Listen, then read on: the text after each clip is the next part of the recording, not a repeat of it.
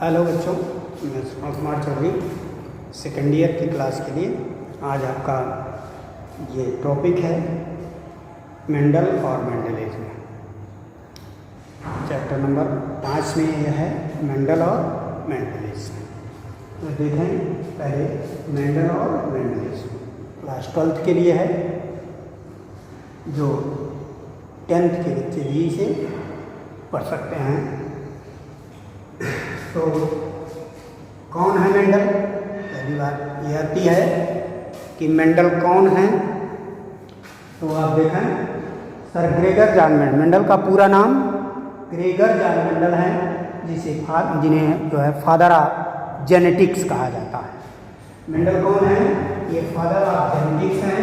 इन्होंने सबसे पहले वैज्ञानिक तरीके से आनुवांशिकता के नियमों की खोज की थी, इसीलिए इन्हें फादर ऑफ जेनेटिक्स कहा जाता है। फादर ऑफ जेनेटिक्स हैं। तो अब देखें मेंडल की जो है बायोग्राफी, कुछ जीवन परिचय, वो है जन्म। मेंडल का जन्म 22 जुलाई 1822 ईस्वी को ऑस्ट्रिया के ब्रून शहर के सिलिसियनी नामक गांव में हुआ था। मेंडल का जन्म 22 जुलाई 1822 ईस्वी को ऑस्ट्रिया के ब्रून शहर के सिलिसियनी गांव में हुआ था। इनके पिताजी की आर्थिक स्थिति बहुत अच्छी नहीं थी। ये किसान परिवार से संबंधित रखते थे कि यहाँ खेती बाड़ी का काम हुआ करता था, इसीलिए इनकी प्रारंभिक शिक्षा दीक्षा तो गांव के ही मिशनरी स्कूल में हुई। परंतु आगे चल करके इन्होंने 1853 ईस्वी में वियना विश्वविद्यालय से गणित एवं प्राकृतिक विज्ञान का अध्ययन किया और वहाँ से प्रोफेसर बन करके आए तथा 1854 ईस्वी में ही वहीं पर एक विद्यालय में अध्यापक नियुक्त हो गए। देखिए, सन 1856 ईस्वी में ब्रून शहर के एक हायर सेकेंडरी स्कूल में अध्यापक नियुक्त हो गए। वहीं से उन्होंने अपने उद्यान में जो मटर के पौधे उगाया करते थे, उसी पर उन्होंने आनुवांशिकता संबंधी शोध कार्य प्रारंभ किया। इसलिए उनका शोध कार्य जो है 1856 ईस्वी से 1865 ईस्वी तक चलता रहा। का शोध कार्य 1856 ईस्वी से 1865 ईस्वी तक चलता रहा। उन्होंने अपने शोध के लिए जो पौधा चुना, वो पौधा उद्यान मटर था, जिसका वैज्ञानिक नाम पाइसम सेटाइवन है। अर्थात मेंडल ने अपने शोध कार्य मटर के पौधे पर 1856 ईस्वी में आरंभ किया, 1865 ईस्वी तक इन्होंने पूरा किया। इसी बीच वो ब्रून के नेचुरल हिस्ट्री सोसाइटी के संस्थापक बन गए और उन्होंने शोध कार्य उसी पत्रिका में प्रकाशित किया। शोध कार्य का प्रकाशन 1866 ईस्वी में मेंडल ने ब्रून के लिए नेचुरल हिस्ट्री सोसाइटी की पत्रिका में इन्होंने अपना शोध कार्य प्रकाशित किया। उस पत्रिका में पादप संकरण प्रयोग नामक शीर्षक से इनका शोध कार्य प्रकाशित हुआ। बच्चों, 1866 ईस्वी में ब्रून के ही नेचुरल हिस्ट्री सोसाइटी पत्रिका में पादप संकरण प्रयोग नामक शीर्षक से इनका शोध कार्य प्रकाशित हुआ। दुर्भाग्य से इस महत्वपूर्ण प्रयोग की तरफ किसी का ध्यान आकर्षित नहीं हुआ और ये वैसे ही प्रकाशित पड़ा रहा और 1884 ईस्वी में मेंडल की मृत्यु हो गई। उनके मृत्यु के लगभग 16 वर्षों बाद इनके नियमों की पुनर्खोज हुई। 1900 ईस्वी में पुनर्खोज की जो श्रेय है वो ह्यूगो डिंगलिज, जो हॉलैंड का रहने वाला था, कार्ल कारेंस, जो जर्मनी का रहने वाला था, वारन शेरमार्क, जो है वारन शेरमार्क ऑस्ट्रिया का ही रहने वाला था। इन 3 वैज्ञानिकों के द्वारा मेंडल के नियमों का पुनर्खोज हुआ और तब जाकर के मेंडल को मरणोपरांत श्रेय मिला और उन्हें नोबेल पुरस्कार दिया गया। मेंडल ने जो पुनर्खोज किया वह फ्लोरा के खंड 79 के भाग 364 में प्रकाशित हुआ। यानी 3 वैज्ञानिकों ने पुनर्खोज किया। वो फ्लोरा नामक पत्रिका के 89वें खंड के 384 में 89वें खंड को 364 भाग में प्रकाशित हुआ। यानी इतना लंबा प्रयोग था कि इनका पूरा 364 भाग में सीरियल वाइज प्रकाशन हुआ और तब जाकर के दुनिया के सामने आया और मेंडल को उसकी मान्यता दी गई। अब हम देखेंगे कि मेंडल ने अपने प्रयोग के लिए मटर के पौधे का चुनाव क्यों किया। यानी मेंडल ने अपने प्रयोग के लिए मटर के पौधे का ही चुनाव क्यों किया, इसके कुछ कारण बताए गए हैं। देखिए, मेंडल ने मटर के पौधे का चुनाव किया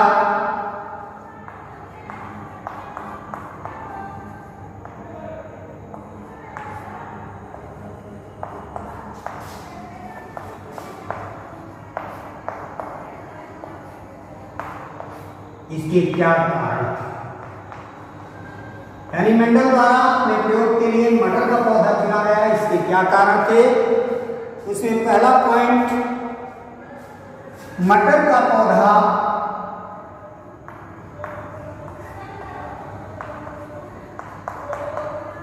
अल्पकालिक है।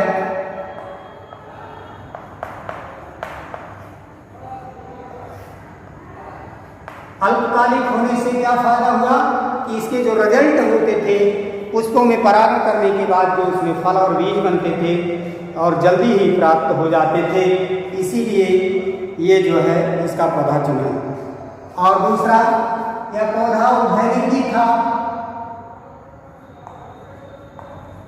एक ही पौधे में पुष्प के नर और मादा दोनों भाग पाए जाते थे, इसलिए मटर के पौधे का चुनाव किया। तीसरा, इसमें स्वपरागण और परपरागण दोनों कराना आसान था।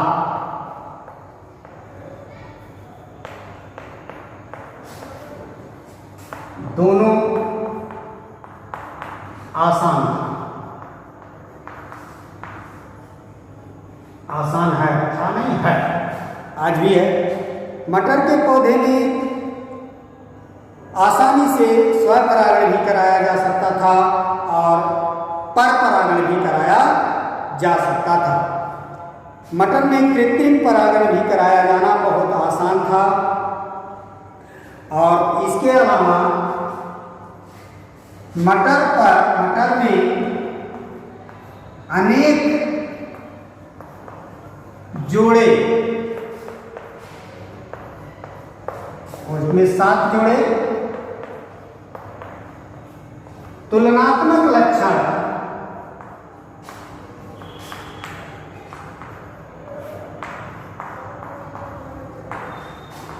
जिसे आप कहते हैं एई उपलब्ध थे।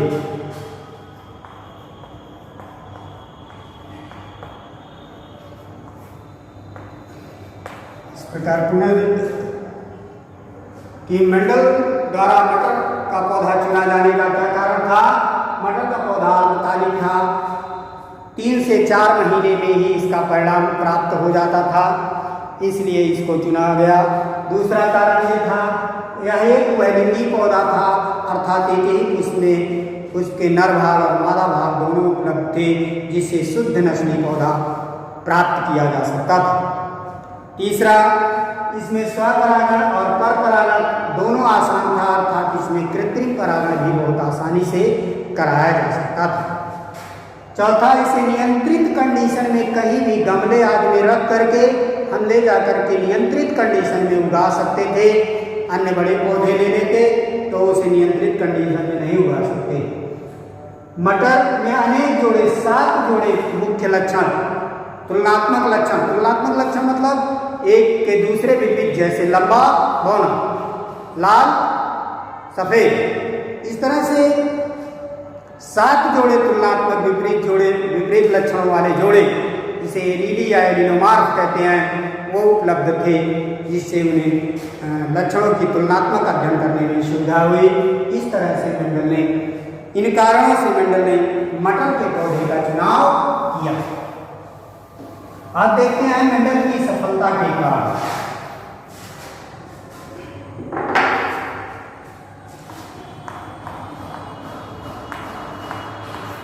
मेंडल की सफलता के कारण। मेंडल अपने प्रयोग में क्यों सफल हुए, क्या कैसे उन्होंने रीति अपनाई कि वह उनके प्रयोग आज भी अकाट्य हैं, उनका कोई अपवाद नहीं निकल पा रहा है। तो मेंडल ने एक समय में केवल एक ही लक्षण की बलसाधक का अध्ययन किया, यानी पहला कारण था एक समय में एक लक्षण, एक जोड़े विरोधी लक्षणों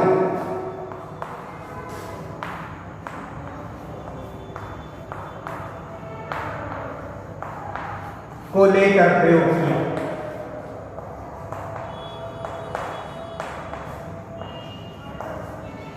पहली बात यही थी कि उन्होंने एक साथ सारे लक्षण नहीं लिए, ऐसे सिद्ध पौधों का चुनाव किया, एक जैसे लंबा और बौना, एक जोड़ा लक्षण हो गया, एक लंबा और एक बौना। पौधे के बीच संकरण कराया, अर्थात एक लक्षण वाले पौधों को लेकर के चुनाव किया।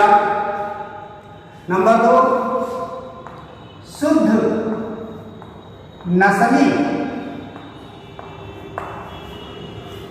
पैतृक पौधों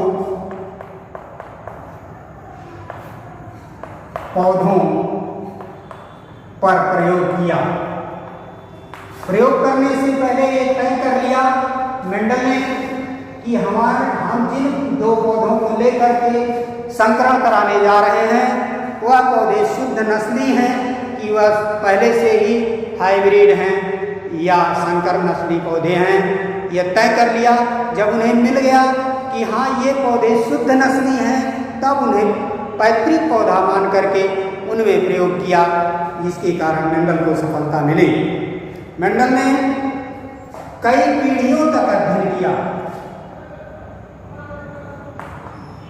मेंडल ने F2 व F3 पीढ़ियों तक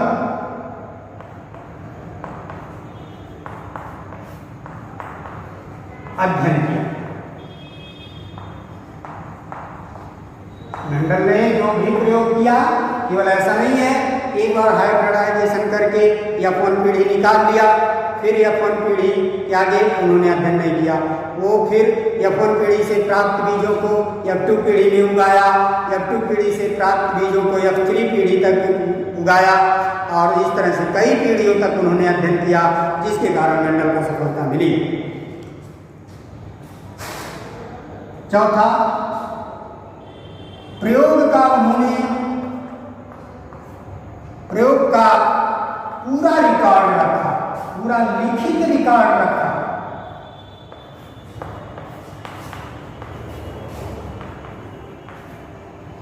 रखा और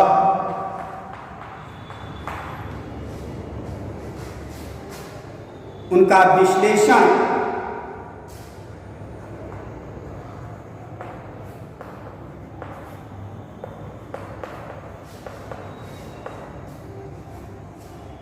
सांख्यिकीय पद्धति से किया।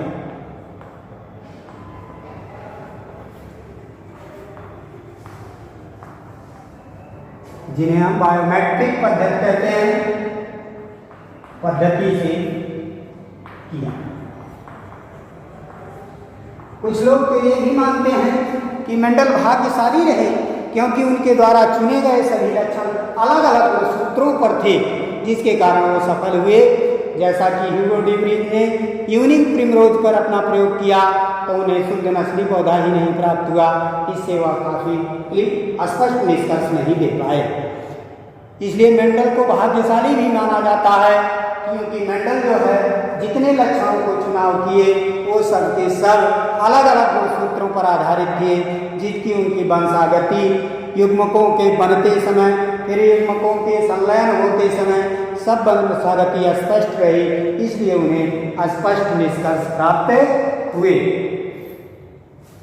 मेंडल द्वारा चुने गए लक्षणों में मेंडल ने मटर के पौधे पर 7 जोड़े लक्षणों का चुनाव किया। आइए हम देखते हैं कि वो कौन से 7 जोड़े लक्षण हैं जिनका मेंडल ने चुनाव किया। मेंडल ने कौन से 7 जोड़े लक्षण हैं जिनका चुनाव किया, वो एक तालिका के माध्यम से देखें। मेंडल ने उसको बना ले।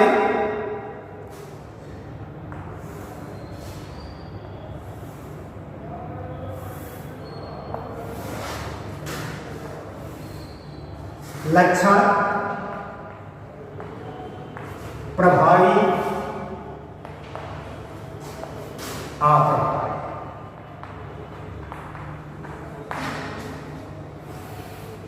पहला लक्षण पौधे की लंबाई। पौधे की लंबाई, तो इसमें प्रभावी है लंबा, अप्रभावी है बौना। दूसरा बीज का रंग।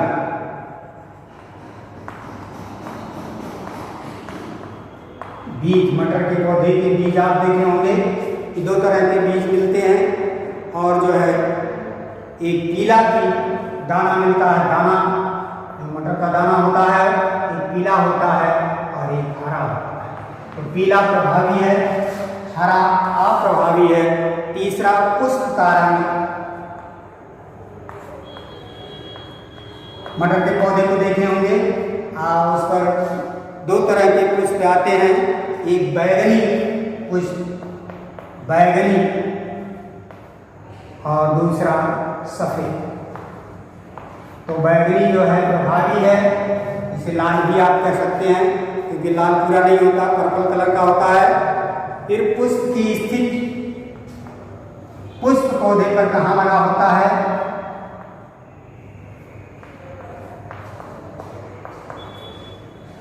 पुष्प की स्थिति कहा जाता है। कुछ पौधे आप देखे होंगे कि पत्ती के जस्ट तुरंत निकलते ही, पत्ती के एकदम कार्नर से ही पुष्प निकल जाता है, उसमें थोड़ा सा डंठल होकर के निकलता है। ऐसी स्थिति में अक्षीय और शीर्षस्थ। अक्ष से निकलता है तो अक्षीय हो गया और ये प्रभावी है। शीर्ष से निकलता है तो शीर्षस्थ हो गया।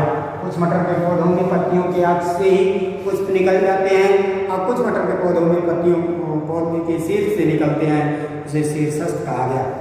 5वां जो है फली का आकार। फली का आकार भी आप देखे होंगे, कुछ बाजार में आते हैं जिसे आप कहते हैं फूली हुई रहती है, आप कहते हैं सब्जी वाला है, और कुछ में चिपकी हुई रहती है, वो जो है कहते हैं आप डाल वाला है।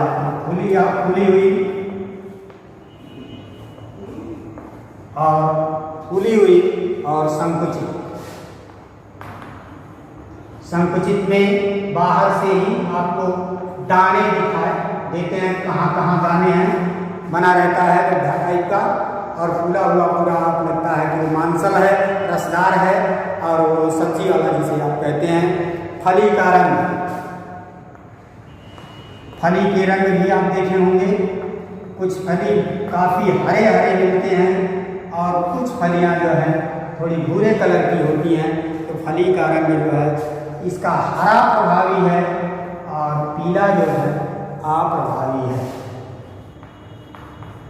फिर 7वां जो उन्होंने चुना, बीज तने, बीज पत्रों का रंग, बीज का आकार,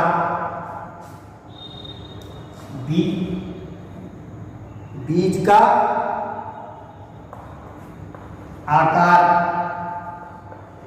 बीज आप देखे होंगे सब्जी वाला कहते हैं कि कुंची टाइप रहता है, रिंकल रहता है, दबा हुआ पिचका, तो गोल और झुर्रीला। बीजपत्रों का रंग यानी बीजपत्र, तो समझिए बीजपत्र का रंग पीला। तो इस तरह से 7 जोड़े लक्षणों का मंडल ने चुनाव किया और उनमें जो है संकरण कराया और उस पर निष्कर्ष दिए। तो मेंडल ने 2 तरह के प्रयोग किए हैं, एक गुण संकर प्रयोग और 2 गुण संकर प्रयोग। अगले वीडियो में हम देखेंगे मेंडल के प्रयोग और मेंडल के नियम।